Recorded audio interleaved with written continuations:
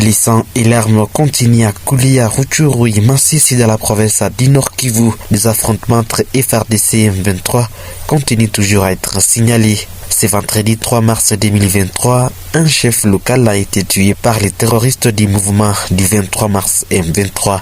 La notabilité locale à Rutshuru qui alerte sur cette situation indique que ce terroriste est soutenu par les Rwandais continue toujours à saboter toutes les démarches diplomatiques entretenues par les gouvernements congolais. Cette notabilité parce que l'unique solution pour le moment est d'utiliser la voie militaire ou la voie des combats pour mettre fin à cette barbarie des terroristes du mouvement du 23 mars M23 RDF. Aimé Mukanda Moussa revient ici sur cette situation. Aimé Mukanda Moussa, bonsoir. Bonsoir, cher journaliste. Eh bien, c'est vendredi 3 mars 2023, en direct des Rutshuru. Est-ce que vous pouvez nous dire ce qui a été la sécuritaire ce vendredi? En fait, nous sommes aujourd'hui, vendredi, nous sommes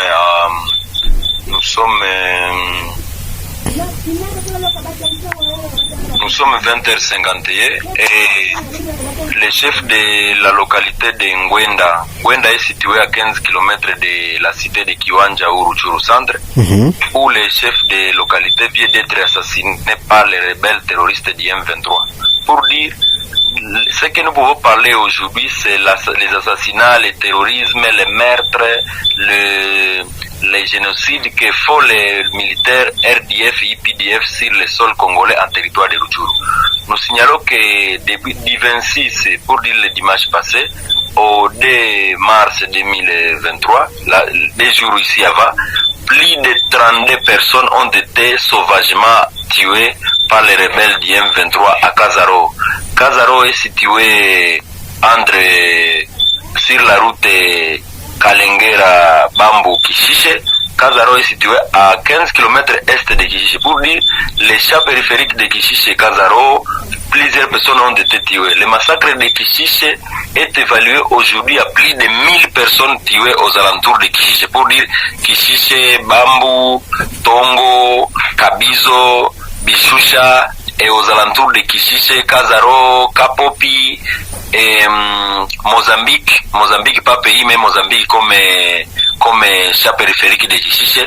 Pour dire ce qui se passe dans cette zone, c'est du pire massacre, c'est la suite du massacre du génocide du Rwanda. Les RDF, les IPDF tuent les personnes chaque jour.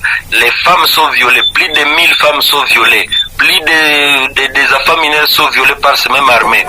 Les travaux forcés, les gens sont censés transporter des munitions, des munitions de plus de 40 km pour dire de Kisangani à Kichanga. Tout ça, nous déplorons la manière dont l'armée rwandaise est venue tuer, massacrer et violer notre population sous les impuissants des Nations Unies, sous les impuissants de la communauté internationale, sous les impuissants de l'EAC, sous les impuissants de la SADC, qui sont censés protéger la population civile, et regrettement l'EAC qui est devenu ami des M23. Ce qui s'est passé à Goma, c'est l'échange de tirs entre l'armée rwandaise et l'armée congolaise, pour dire les FARDC et les RDF, suite à l'assassinat des militaires garde présidentielle qui auraient été assassinés par un élément RDF à la frontière entre Goma et Gisenyi. Là, nous sommes à Goma, c'est sur la frontière congolo-ougandaise. Pour dire, aujourd'hui, la tension entre la RDC et le Rwanda reste tendue. Pour dire, la communauté internationale devrait réparer cette crise avant qu'il soit tard. Pour dire, cette guerre risquerait d'être le début de la troisième guerre mondiale en Afrique si on ne joue pas bien. Pour dire, nous rappelons toujours chaque jour que si on gérait cette guerre mal, ça deviendrait le début de la troisième guerre mondiale. Comme on gère la guerre en Ukraine, et la façon dont on gère la guerre de l'Ukraine, si on gérait cette guerre de M23 et FARDC, pour dire RDF et FARDC à Rutshuru, on risquerait de vivre ce qui se passe aujourd'hui en Ukraine, puisque avec la levée de l'embargo de la RDC pour acheter des armes au niveau du marché mondial ou international, la RDC est une armée nous avons une armée qui est forte. Ce qui nous affaiblissait, c'est l'infiltration des militaires rwandais dans notre armée et l'embargo. Mais aujourd'hui, vous avez vu que avec la levée de l'embargo et avec la venue de l'état de siège, avec l'état de siège, les militaires rwandais commencent à fuir, à faire des défections au sein de l'armée congolaise pour rejoindre les rebelles du M23. Mais nous croyons, nos populations, que c'est leur fin, puisque notre armée était infiltrée et tous les infiltrés aujourd'hui commencent à fuir un à un. Et nous félicitons aussi les chefs de l'État, Félix Tshisekedi, de pouvoir restaurer cet état de siège que beaucoup de gens ne voyaient pas les retomber. Beaucoup de gens ont commencé à cracher sur l'état de siège, suite à voyer leurs intérêts. Mais quel était le but de l'état de siège? L'état de siège était d'instaurer un régime militaire suite à la complicité du Rwanda qui manipulait nos autorités civiles dans la province du Nord Kivu et la province de l'Ituri. Et voici aujourd'hui, avec cette autorité militaire, beaucoup de traîtres. Avec l'état de siège avait été instauré le 6 mai 2021. Et en novembre déjà, la rébellion commençait. Pour dire, l'état de siège était bénéfique. Et avec ça, je pense que la paix et la sécurité va s'instaurer à l'est du pays, puisque les infiltrés sont aujourd'hui identifiés et sont mis dans un petit parti comme le territoire de Rutshuru, ici où nous sommes. Et nous savons que si une fois le gouvernement réussissait à les repousser, ça sera leur fin et ça sera le salut de tous les Congolais.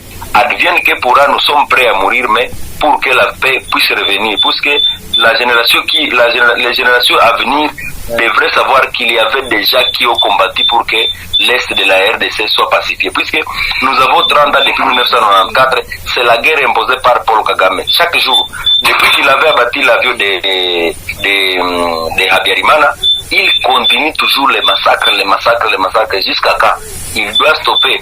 Cette année 2023, c'est sa dernière année, il doit stopper avec son cannibalisme, sa façon de tuer la population civile et en particulier la population de l'Est de la RDC. C'est-à-dire, en tant que notable local, vous encouragez le gouvernement congolais à activer plutôt l'option militaire que l'option diplomatique, comme vous dites que ces rebelles seraient donc des infiltrés qui se sont maintenant concentrés à Rutshuru comme une rébellion, et surtout que l'option diplomatique pourrait peut-être les remettre encore une fois dans le système du gouvernement congolais. L'option militaire reste la seule solution pour nous amener une paix qui est durable. C'est ça l'option militaire. C'est là que moi-même je suis. Depuis mes interventions, c'est la seule solution que je propose au gouvernement, aux autorités politico-militaires. La seule solution, c'est de frapper l'ennemi jusqu'à lui mettre hors d'état de nuire,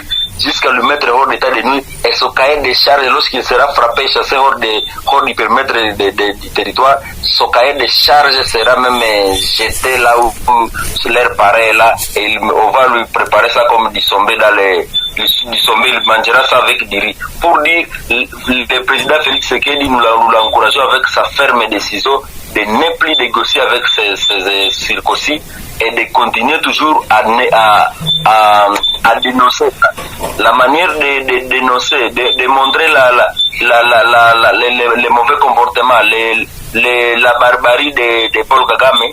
C'est une bonne manière, il doit connaître, puisque depuis longtemps, ce président rwandais et son régime partaient dans le monde entier pour propager de mauvaises nouvelles. Oh, les FDR.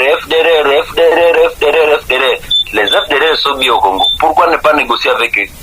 S'il veut la paix, il doit négocier avec les FDR. Il partage le pouvoir. Merci. Et non pas chaque fois nous dire, oh, nous venons au Congo chercher les FDR. Pour dire, les M23 étant l'armée rwandaise doivent être frappés et être mis à nu. Comme ils sont mis à nu aujourd'hui comme l'armée rwandaise, ils doivent être frappés ou soit rentrés chez eux. Et merci. Si vous voyez les négociations qui se poursuivent aujourd'hui, tout le monde est comme les négociations de Nairobi, les négociations d'Addis Abeba, les accords de Luanda, tous disent que retirez-vous des positions que vous occupez. Depuis longtemps, on les a demandé de se retirer des positions qu'ils occupent. Mais aujourd'hui, ils ne veulent pas quitter. Ils ne veulent pas quitter et Ils sont là pour faire quoi? Pour seulement distraire l'opinion, et vous voyez, ce sont ils conquérissent seulement des positions. Merci. Pour lui, la RDC devrait se passer à la SADC, qui est une force qui nous a aidés souvent dans l'agression rwandaise. Ce n'est pas la première fois que c'est Javier. Ils sont venus avec l'AFDEL, avec Laurent Désiré Kabila, ils sont venus avec les CNDP, ils sont venus avec RCD version 1.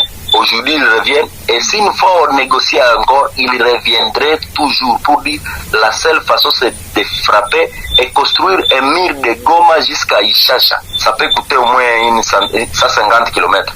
Un mur de 150 km de Goma jusqu'à Ishasha sur la frontière congolo-rwandaise, à commencer par Goma, Chanzu, Bunagana, Kitagoma, Nyamilima, Munyaga, Ishasha.